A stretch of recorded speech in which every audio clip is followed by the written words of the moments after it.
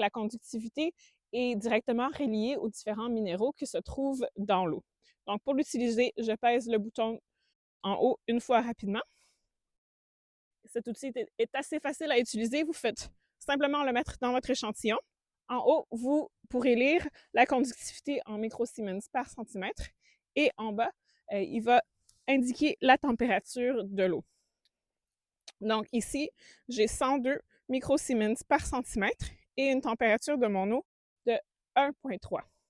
Donc ce ruisseau ici, il est testé assez souvent. On dit toujours que faire des tests mensuels, c'est le minimum pour vraiment apprendre à connaître les différents paramètres normaux dans les plans d'eau.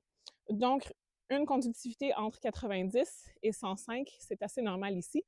Donc, ma conductivité de 103, c'est une lecture normale. Ça se peut que où vous êtes, vous voyez une unité décimale, par exemple 1,3. Et si c'est le cas, vous allez vouloir regarder l'unité. Moi, ici, je vois un petit US pour microsiemens, mais si jamais j'avais une valeur décimale, je verrais sûrement un MS. Donc ça veut dire que ma valeur, elle a passé de micro à millisiemens. Donc mon 1,3 est en fait 1300 microsiemens. Donc il faudrait multiplier ma valeur par 1000 et noter ce résultat.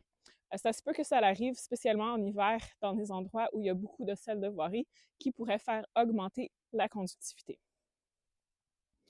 Donc, une fois fini avec ça, je vais simplement le sortir. Je vais l'essuyer tout de suite. Pour le fermer, je pèse le premier bouton une fois. Et j'ai terminé avec mon conductimètre. Amusez-vous quand vous faites vos tests et restez tout en sécurité. Si jamais vous avez des questions, on est toujours là pour vous aider. Merci!